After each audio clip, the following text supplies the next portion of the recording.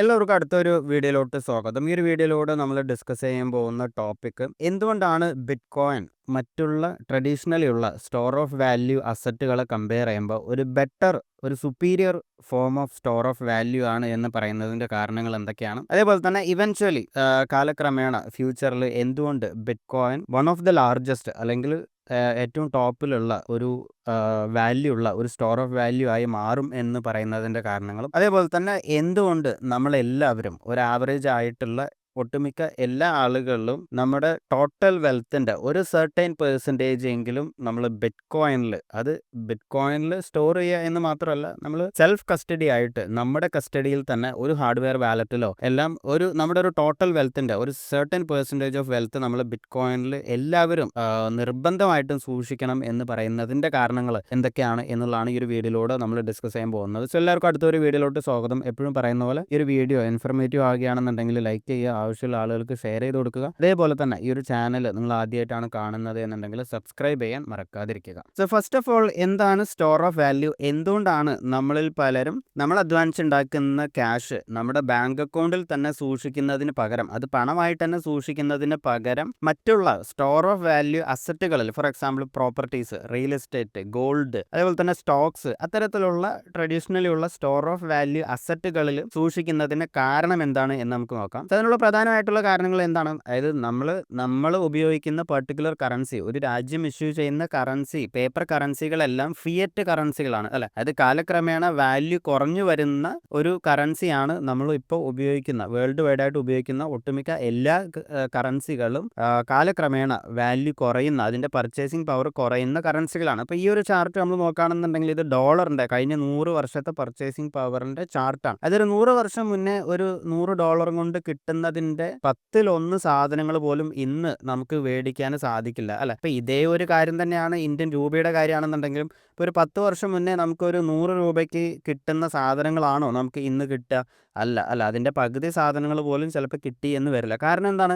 നമ്മൾ ഉപയോഗിക്കുന്ന ഈ ഒരു പർട്ടിക്കുലർ കറൻസിയുടെ വാല്യൂ അല്ലെങ്കിൽ അതിൻ്റെ പർച്ചേസിംഗ് പവർ കാലക്രമേണ കുറഞ്ഞു വരികയാണ് ചെയ്യുന്നത്. കാരണം ഗവൺമെൻറ് പുതിയ കറൻസി പ്രിന്റ് ചെയ്യും തോറും എക്സിസ്റ്റിംഗ് ആയിട്ടുള്ള മണി സപ്ലൈ, സർക്കുലേറ്റിംഗ് ആയിട്ടുള്ള മണി സപ്ലൈയുടെ വാല്യൂ കുറഞ്ഞു വരികയാണ് ചെയ്യുന്നത്. അപ്പോൾ ഇത് കാരണം കൊണ്ടാണ് ഈ ഒരു കാര്യം അറിയുന്ന ആളുകളാണ് ഏറ്റവും കൂടുതൽ സ്റ്റോർ ഓഫ് വാല്യൂ അസറ്റുകളിൽ അവരുടെ ടൈം, അവരുടെ എനർജി, അവരുടെ സമ്പത്ത് സൂക്ഷിക്കാൻ ഉപയോഗിക്കുന്നത്. സോ ട്രഡീഷണലി നമ്മൾ നോക്കുകയാണെന്നുണ്ടെങ്കിൽ സ്റ്റോർ ഓഫ് വാല്യൂ അസറ്റുകളായിട്ട് കൺസിഡർ ചെയ്യുന്നത്, കൂടുതൽ ആളുകൾ പ്രിഫർ ചെയ്യുന്നത് റിയൽ എസ്റ്റേറ്റ്, പ്രോപ്പർട്ടീസ്, അതേപോലെ തന്നെ പ്രഷ്യസ് മെറ്റൽസ് ആയിട്ടുള്ള ഗോൾഡ്, അതേപോലെ തന്നെ കമ്പനികളുടെ ഷെയറുകൾ, സ്റ്റോക്ക് കാര്യങ്ങൾ, അതേപോലെ തന്നെ മറ്റുള്ള ലിമിറ്റഡ് ആയിട്ടുള്ള സ്കേഴ്സ് ആയിട്ടുള്ള കളക്റ്റബിൾസ് ഒക്കെയാണ് ട്രഡീഷണലി ആളുകൾ ഈ ഒരു നമ്മുടെ കറൻസി ഇൻഫ്ലേഷനിൽ നിന്നും പ്രൊട്ടക്ട് ചെയ്യാൻ വേണ്ടിയിട്ട്, അല്ലെങ്കിൽ ഈ ഒരു കറൻസി ഡീവാല്യൂഷൻ, മോണിറ്ററി ഡീബേസിൽ നിന്നും പ്രൊട്ടക്ട് ചെയ്യാൻ വേണ്ടിയിട്ട്, നമ്മുടെ വെൽത്ത് പ്രൊട്ടക്ട് ചെയ്യാൻ വേണ്ടിയിട്ട് ഉപയോഗിക്കുന്ന ട്രഡീഷണലി ഉള്ള സ്റ്റോർ ഓഫ് വാല്യൂ അസറ്റുകളാണ് ഈ കാണുന്ന അസറ്റുകൾ. സോ ഒരു സ്റ്റോർ ഓഫ് വാല്യൂ അസറ്റിൻ്റെ മെയിൻ ആയിട്ടുള്ള ക്യാരക്ടറിസ്റ്റിക്സ്, മെയിൻ ആയിട്ടുള്ള പ്രത്യേകതകൾ എന്തൊക്കെയാണ് എന്ന് നമുക്ക് നോക്കാം. സോ ഈ പറയുന്ന സ്പെഷ്യൽ ആയിട്ടുള്ള കുറച്ച് പ്രത്യേകതകൾ ഉള്ള അസറ്റുകൾ മാത്രമാണ് ആളുകൾ ഒരു സ്റ്റോർ ഓഫ് വാല്യൂ അസറ്റായിട്ട് കൺസിഡർ ചെയ്യുന്നത് അല്ല. കാരണം ഈ സ്റ്റോർ ഓഫ് വാല്യൂ അസറ്റിൻ്റെ മെയിൻ ആയിട്ടുള്ള പർപ്പസ് എന്താണ്? നമ്മൾ ഉപയോഗിക്കുന്ന കറൻസികളിൽ നിന്നും ഒരു പ്രൊട്ടക്ഷൻ കിട്ടുക എന്നുള്ളതാണ് അല്ലെ. അതിൻ്റെ വാല്യൂ കാലക്രമേണമായിട്ട് കൂടുന്ന അസറ്റുകളിലാണ് ആളുകൾ കൂടുതൽ ഇൻവെസ്റ്റ് ചെയ്യുക അല്ലെ. അപ്പോൾ കാലകാലങ്ങളായിട്ട് നമ്മൾ ഉപയോഗിക്കുന്ന ട്രഡീഷണലി ഉള്ള സ്റ്റോർ ഓഫ് വാല്യൂകളുടെ പ്രത്യേകതകളും ഇതേ ഒരു പ്രത്യേകതകൾ ബിറ്റ്കോയിനുമായിട്ട് കമ്പയർ ചെയ്യുമ്പോൾ എന്തുകൊണ്ടാണ് ബിറ്റ്കോയിൻ ഒരു സുപ്പീരിയർ ആയിട്ടുള്ള ഒരു സ്റ്റോർ ഓഫ് വാല്യൂ എന്നുള്ള കാര്യം നമുക്ക് മനസ്സിലാവും. ഓക്കെ, നമ്മൾ ഈ ഒരു ക്രൈറ്റീരിയാസ് നമ്മൾ നോക്കുകയാണെന്നുണ്ടെങ്കിൽ, ഒന്നാമത്തെ ക്രൈറ്റീരിയ എന്ന് പറയുന്നത് എന്താണ്? സപ്ലൈ ആണ് അല്ലെ, സ്കേഴ്സിറ്റി ആണ്. അതായത് ആളുകൾ സ്റ്റോർ ഓഫ് വാല്യൂ ആയിട്ട് ഒരു സാധനം ഉപയോഗിക്കണം എന്നുണ്ടെങ്കിൽ ആ ഒരു പർട്ടിക്കുലർ സാധനം കിട്ടാൻ വളരെ ബുദ്ധിമുട്ടുള്ള, സ്കേഴ്സ് ആയിട്ടുള്ള, ലിമിറ്റഡ് ആയിട്ടുള്ള ഒരു സാധനമായിരിക്കണം അല്ലെ. ഇപ്പോൾ ഗോൾഡ് കാലാകാലങ്ങളായിട്ട് ആളുകൾ എന്തുകൊണ്ടാണ് ഒരു സ്കേഴ്സ് ആയിട്ടുള്ള ഒരു അസറ്റ് ആയത് കാരണം കൊണ്ടാണ് ഒരു സ്റ്റോർ ഓഫ് വാല്യൂ ആയിട്ട് ഉപയോഗിക്കുന്നത് അല്ലെ. ഗോൾഡിൻ്റെ സപ്ലൈ എന്ന് പറയുന്നത് വളരെ ലിമിറ്റഡ് ആണ്. പക്ഷേ സ്റ്റിൽ ഗോൾഡിൻ്റെ ഫ്യൂച്ചർ സപ്ലൈ എന്ന് പറയുന്നത് അൺലിമിറ്റഡ് ആയിട്ടുള്ള അല്ലെങ്കിൽ അൺസർട്ടൻ ആയിട്ടുള്ള ഒരു സപ്ലൈ ആണ് അല്ലേ. ഇപ്പോൾ ഇമാജിൻ ഇലോൺ മസ്ക് നാളെ ചൊവ്വയിൽ പോയിട്ടോ ചന്ദ്രനിൽ പോയിട്ടോ ഗോൾഡ് കൂടുതൽ മൈൻ ചെയ്തെടുക്കുകയാണെന്നുണ്ടെങ്കിൽ സ്വാഭാവികമായിട്ടും ഗോൾഡിൻ്റെ സപ്ലൈ ഇന്നുള്ളതിനേക്കാളും വലിയ രീതിയിൽ കൂടും. സ്വാഭാവികമായിട്ടും ഗോൾഡിൻ്റെ വില കുറയാനുള്ള സാധ്യതയുണ്ട് അല്ലേ. അപ്പോൾ ഇപ്പം നിലവിൽ ഗോൾഡിൻ്റെ സപ്ലൈ ഫിസിക്കലി ഉള്ള സപ്ലൈ കുറവാണ് എന്നുണ്ടെങ്കിലും ഭാവിയിൽ കൂടുമോ കുറയുമോ എന്നുള്ള കാര്യത്തിലൊരു അൺസർട്ടനിറ്റി ഉണ്ട് അല്ലേ.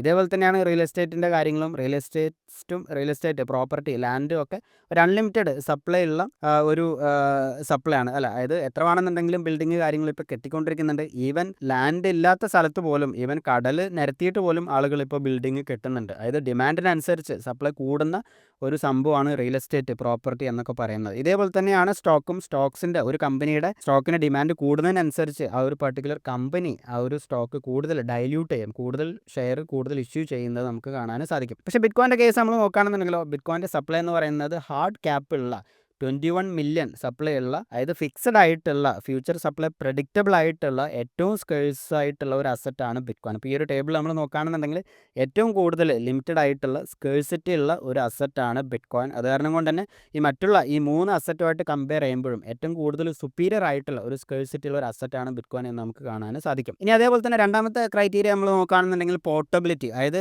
എത്രമാത്രം ഈസി ആയിട്ട് നമുക്ക് ബിറ്റ്കോയിൻ വേറൊരു സ്ഥലത്തോട്ട് മൂവ് ചെയ്യാൻ പറ്റും എന്നുള്ളതാണ് അല്ലേ. അതായത് ബിറ്റ്കോയിൻ നമുക്ക് ഈസി ആയിട്ട് ഇൻസ്റ്റൻ്റ് ആയിട്ട് ഗ്ലോബലി ആർക്ക് വേണമെന്നുണ്ടെങ്കിലും ഈസി ആയിട്ട് അയക്കാൻ പറ്റും. അതിനൊരു മിഡിൽമാൻ്റെയോ ഒരു ഇൻസ്റ്റിറ്റ്യൂഷൻസിൻ്റെയോ ആരുടെയും സഹായം ആവശ്യമില്ല അല്ലേ. ഒരു മൊബൈലും ഒരു ഇൻ്റർനെറ്റ് കണക്ഷൻ ഉണ്ടെന്നുണ്ടെങ്കിൽ ഒരു ബിറ്റ്കോയിനോ ഒരു $100 ബിറ്റ്കോയിനോ $1 മില്യൺ ബിറ്റ്കോയിനോ $1 ബില്യൺ ബിറ്റ്കോയിൻ ആണെന്നുണ്ടെങ്കിലും ഈസി ആയിട്ട് ഒരു ജിയോഗ്രഫിക്കൽ ബൗണ്ടറീസും ഒന്നുമില്ലാതെ ഒരാളിൽ നിന്നും വേറെ ഒരാളിലോട്ട് ഈസി ആയിട്ട് അയക്കാൻ പറ്റും. പക്ഷേ ഗോൾഡ് ആണെന്നുണ്ടെങ്കിലോ ഫിസിക്കലി മൂവ് എന്ന് പറയുന്നത് വളരെ ഡിഫിക്കൽട്ട് ആയിട്ടുള്ളൊരു കാര്യമാണ് അല്ലേ. നമുക്ക് 1 ഗ്രാമോ 10 ഗ്രാമോ 5 ഗ്രാമൊക്കെ നമുക്ക് ഈസി ആയിട്ട് ഒരു രാജ്യത്ത് നിന്ന് വേറെ രാജ്യത്തോട്ട് കൊണ്ടുപോകാൻ വളരെ ഈസി ആയിട്ട് പറ്റുമായിരിക്കും. പക്ഷേ ഇമാജിൻ നമ്മുടെ ഭൂരിഭാഗം വെൽത്തും ഗോൾഡിലാണ് സൂക്ഷിച്ചിട്ടുള്ളത്, ഫിസിക്കലായിട്ടുള്ള ഗോൾഡിലാണ് സൂക്ഷിച്ചിട്ടുള്ളത് എന്നുണ്ടെങ്കിൽ നമുക്ക് ഒരു രാജ്യത്ത് നിന്ന് വേറെ രാജ്യത്തോട്ട് മൂവ് ചെയ്യുക എന്ന് പറയുന്നത് വളരെ ഡിഫിക്കൽട്ടാണ് അല്ലേ. അപ്പോൾ ഇമാജിൻ 1 കിലോ ഗോൾഡോ 2 കിലോ ഗോൾഡോ ഒരു 10 കിലോ ഗോൾഡോ നമുക്ക് ഫ്ലൈറ്റിൽ പോകുന്ന സമയത്ത് ക്യാരി ചെയ്യുന്ന ഒരു കാര്യം നമുക്ക് ചിന്തിക്കാൻ പോലും പറ്റില്ല അല്ലേ. അത് പല രാജ്യങ്ങളും റെസ്ട്രിക്റ്റ് ചെയ്യുന്ന പോലും ഉണ്ട്.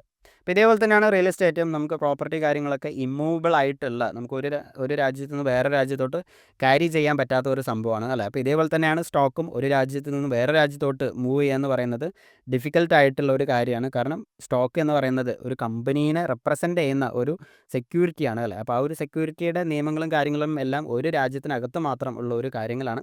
ഗ്ലോബലി അത് മൂവ് ചെയ്യുക എന്ന് പറയുന്നത് വളരെ ഡിഫിക്കൽട്ടാണ്. അതേപോലെ തന്നെയാണ് അടുത്ത ക്യാരക്ടറിസ്റ്റിക്സ് ലിക്വിഡിറ്റി. അത് എത്രമാത്രം അവൈലബിൾ ആണ്, എത്രമാത്രം ഈസി ആയിട്ട് നമുക്കത് വാങ്ങാനും വിൽക്കാനും പറ്റും എന്നുള്ളതാണ് ലിക്വിഡിറ്റി കൊണ്ട് ഉദ്ദേശിക്കുന്നത്. ഇപ്പോൾ ബിറ്റ്കോയിൻ്റെ കേസ് നമ്മൾ നോക്കുകയാണെന്നുണ്ടെങ്കിൽ 24 മണിക്കൂറും അത് നമുക്ക് ഈസി ആയിട്ട് വാങ്ങാനും വിൽക്കാനും പറ്റുന്ന ഒരു അസറ്റാണ് ബിറ്റ്കോയിൻ. അത് ഫ്രാക്ഷണലായിട്ട് ഒരു $10 $5 എത്ര വേണമെന്നുണ്ടെങ്കിലും വാങ്ങാനും വിൽക്കാനും വിറ്റ് ക്യാഷ് ആക്കാനും വളരെ ഈസി ആയിട്ട് ഗ്ലോബലി എവിടെ നിന്ന് വേണമെന്നുണ്ടെങ്കിലും പറ്റുന്ന ഒരു അസറ്റാണ് ബിറ്റ്കോയിൻ. ഇപ്പോൾ ഗോൾഡിൻ്റെ കേസ് ആണെന്നുണ്ടെങ്കിൽ അതിന് ഒരു ലോവർ ലിക്വിഡിറ്റിയാണ് ഉള്ളത് അല്ലേ. അതുപോലെ തന്നെ സ്റ്റോറേജ് ഫീസ് കാര്യങ്ങൾ ഒക്കെ ഉണ്ട്.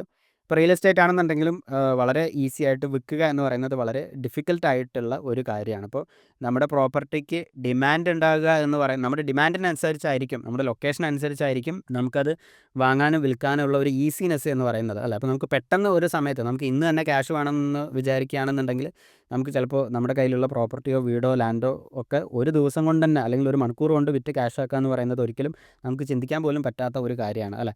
അതേപോലെ തന്നെയാണ് സ്റ്റോക്കിൻ്റെ കേസാണെന്നുണ്ടെങ്കിൽ നമുക്ക് ഏത് രാജ്യത്താണെന്നുണ്ടെങ്കിലും 24 മണിക്കൂറൊന്നും ഒരു സ്റ്റോക്ക് നമുക്ക് ട്രേഡിങ് പറ്റില്ല അല്ലേ. അപ്പോൾ ഈ ഒരു ടേബിൾ നോക്കുകയാണെന്നുണ്ടെങ്കിൽ ബിറ്റ്കോയിൻ കഴിഞ്ഞാൽ ഏറ്റവും കൂടുതൽ ലിക്വിഡിറ്റി ഉള്ളത് സ്റ്റോക്കാണ് എന്ന് വേണമെന്നുണ്ടെങ്കിൽ പറയാം.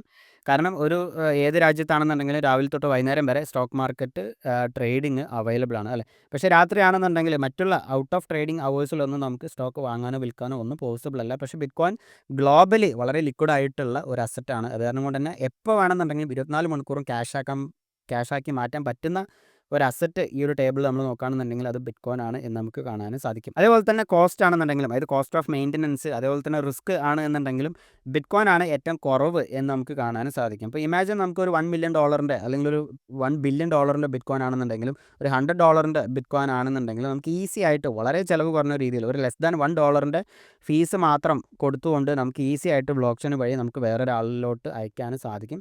പക്ഷേ ഗോൾഡിൻ്റെ കാര്യമാണെന്നുണ്ടെങ്കിലോ നമുക്ക് എത്രത്തോളം വലിയൊരു ക്വാണ്ടിറ്റിയാണ്, അതിനനുസരിച്ച് അതിൻ്റെ സ്റ്റോറേജ് കോസ്റ്റ് ആണെന്നുണ്ടെങ്കിലും ട്രാൻസാക്ഷൻ കോസ്റ്റ് ആണെന്നുണ്ടെങ്കിലും അതിന് ഇൻഷുറൻസ് കാര്യങ്ങളെല്ലാം കൂടി വരുന്ന ഒരു കാര്യമാണ് നമുക്ക് കാണാനും സാധിക്കുക അല്ലേ. അതിൻ്റെ കോസ്റ്റ് ഓഫ് മെയിൻ്റനൻസ് എന്ന് പറയുന്നതും കോസ്റ്റ് ഓഫ് ട്രാൻസാക്ഷൻ എന്ന് പറയുന്നതും വളരെ കൂടുതലാണ്. അപ്പോൾ ഇതേപോലെ തന്നെയാണ് റിയൽ എസ്റ്റേറ്റിനാണെന്നുണ്ടെങ്കിൽ ടാക്സ് ഉണ്ട്, ട്രാൻസാക്ഷൻ ചാർജ് ഉണ്ട്, അതുപോലെ തന്നെ അതിൻ്റെ മെയിൻ്റനൻസ് കാര്യങ്ങൾ.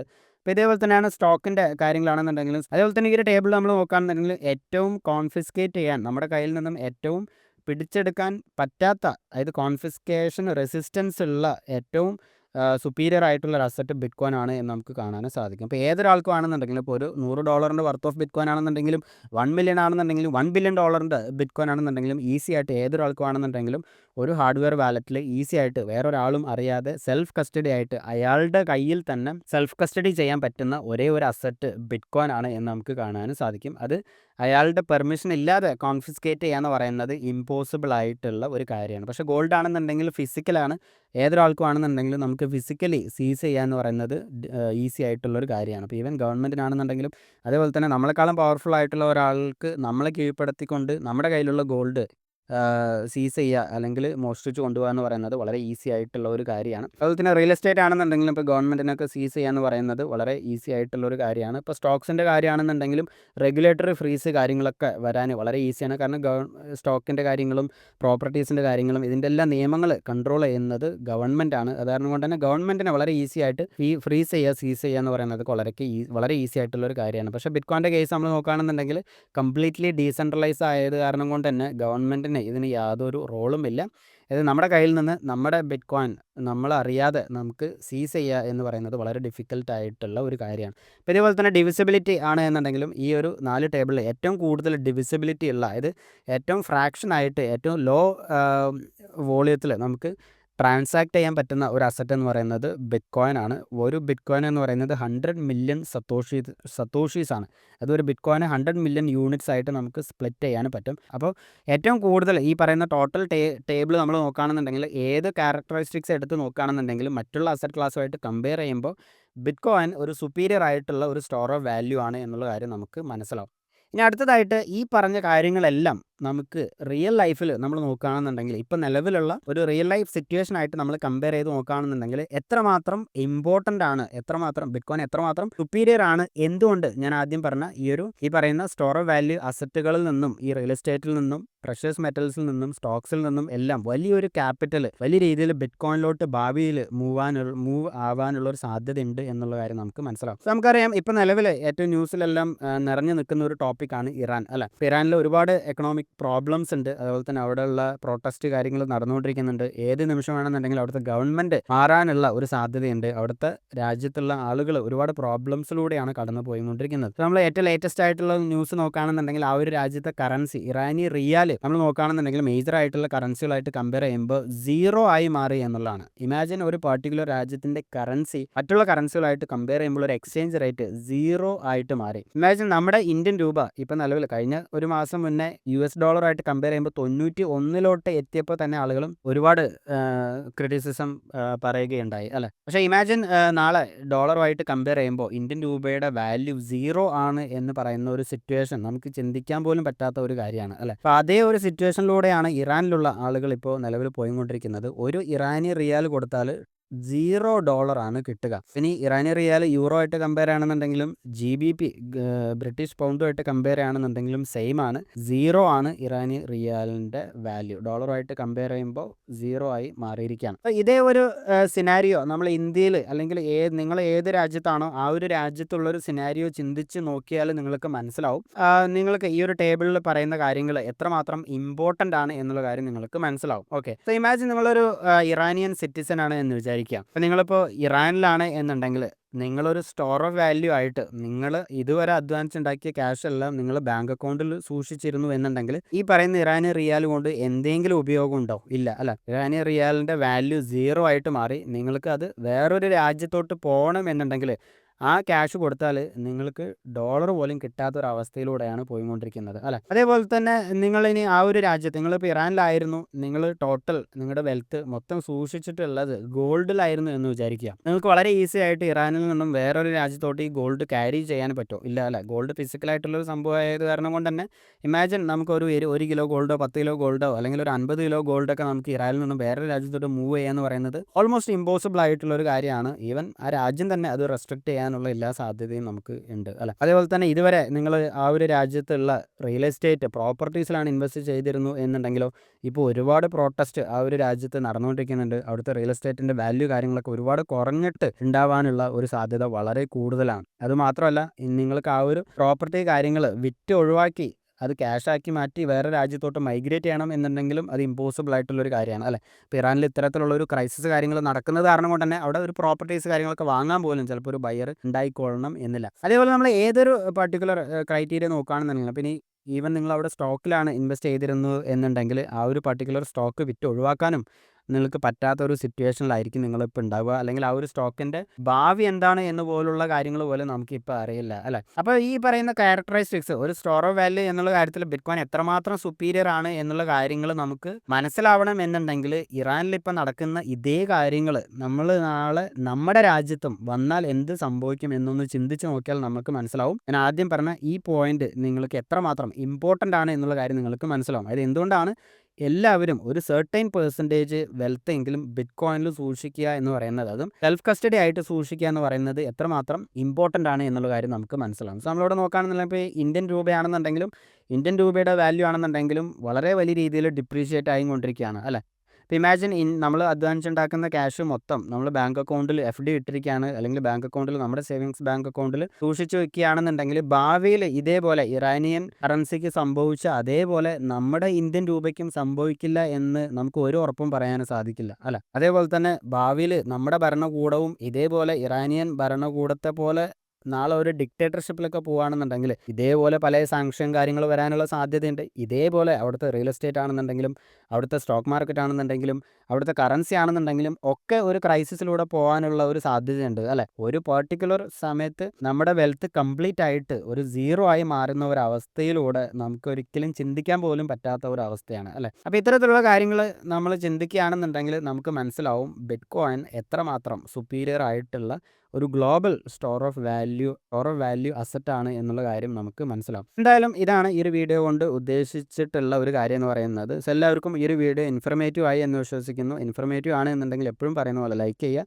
ആവശ്യമുള്ള ആളുകൾക്ക് ഈ ഒരു വീഡിയോ ഷെയർ ചെയ്ത് കൊടുക്കുക. അതേപോലെ തന്നെ ഈ ഒരു ചാനൽ നിങ്ങൾ ആദ്യമായിട്ടാണ് കാണുന്നത് എന്നുണ്ടെങ്കിൽ സബ്സ്ക്രൈബ് ചെയ്യാൻ മറക്കാതിരിക്കുക. അടുത്ത ഒരു വീഡിയോ ആയിട്ട് കാണുന്നവരേക്കും ബൈ.